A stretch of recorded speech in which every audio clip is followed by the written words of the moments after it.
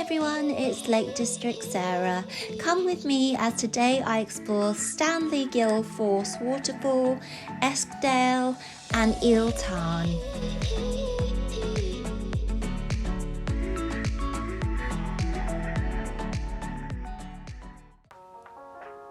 I started my walk with a little visit to Dalegarth Station, which is where the steam engine Lal Ratty starts and travels to Ravenglass on the west coast. If you haven't been on this before, I highly recommend it for a day out. It's great for kids and dogs can travel too, and it's kept in operation by dedicated volunteers. The valley of Eskdale is really beautiful and quiet compared to other places in the lakes. I think in part because it's not the easiest to get to.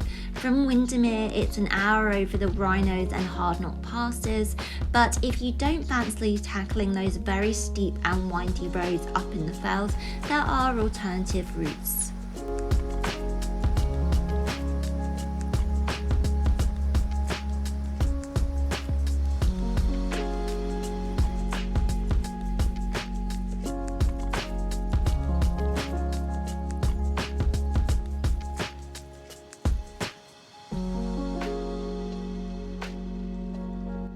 Way to Stanley Ghyll, there is a very cute church named St Catherine's, which is open to have a look inside.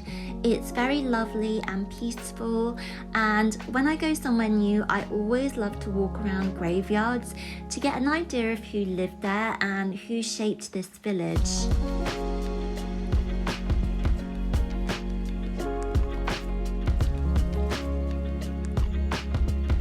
This gravestone had some really beautiful words written on it. It says that this gentleman was born in Eskdale, passed away in Iraq in 1943, and interestingly was a founding member of the Lakeland Dialect Society, which is still going today.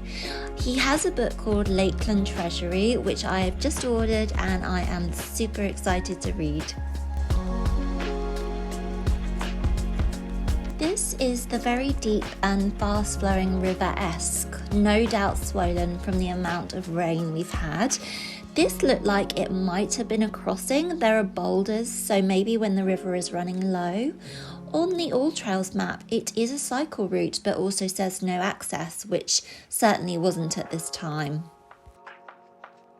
So instead I walked along the path by the river and further up and crossed this very cool bridge and doubled back on the path on the opposite side of the river to go towards Stanley Ghyll.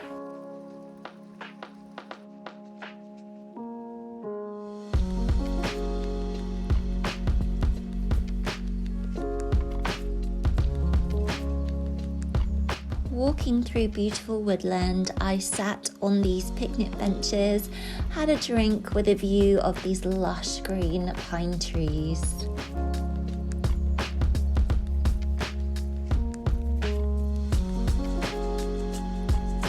The path to the lower falls of Stanley Ghyll is currently closed due to the rock face surrounding it being unstable, but the upper viewing deck is still open, and in my opinion it really didn't take away from seeing Stanley Ghyll at all.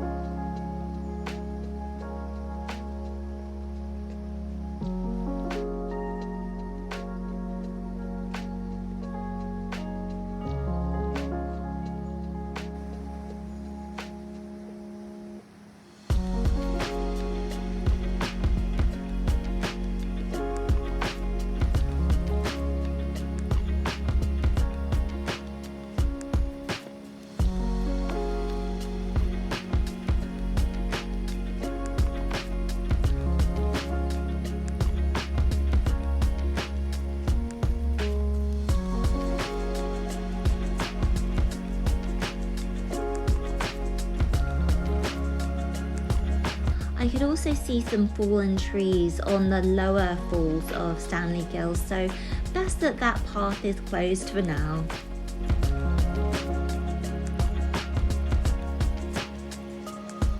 It was quite a steep rocky climb up to the viewing platform, and it certainly got the blood pumping.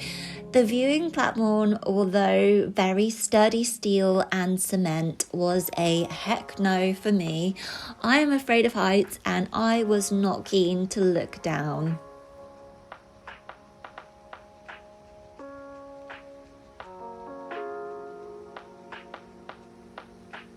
This is the 60-foot high Stanley Ghyll Waterfall.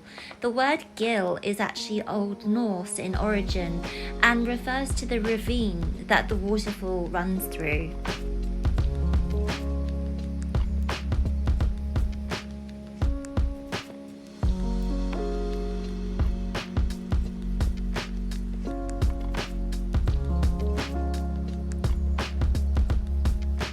You can see from the path that runs alongside over the top of Stanley Ghyll, the viewing platform from the other side, and just how sheer that drop is.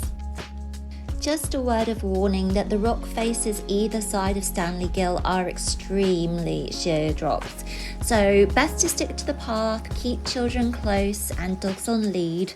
There are wooden fences around the edges. These coin trees in the Lakeland woodland and North Yorkshire are quite a feature here, where people put coins into tree stumps and branches. Apparently this is a tradition that dates back to the 1700s, and it was thought to bring good luck to those who are sick.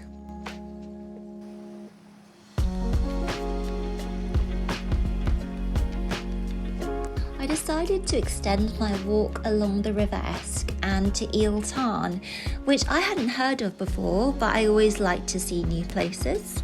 I found this little cave, which I think was actually an uprooted tree. It didn't go very deep, but it looked like a good place to shelter from the elements if needed.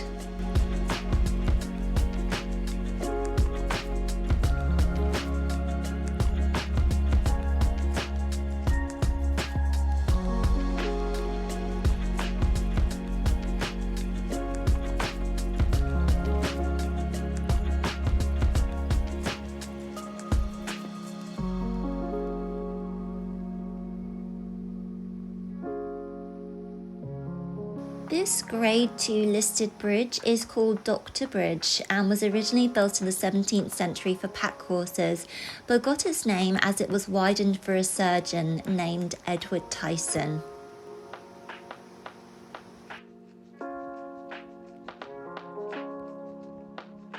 Eel Tarn sits at an elevation of around 200 metres, so it is a little bit of a trek uphill, but the views of the surrounding fells is incredible.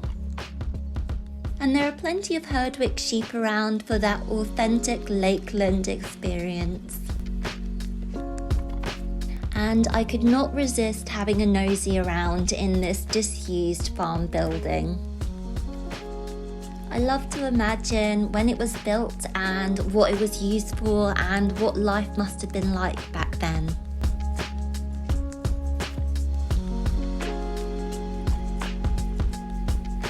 This is Eel Tarn. It's a very peaceful, isolated spot, perfect to sit down and have a rest after a good deal of time walking.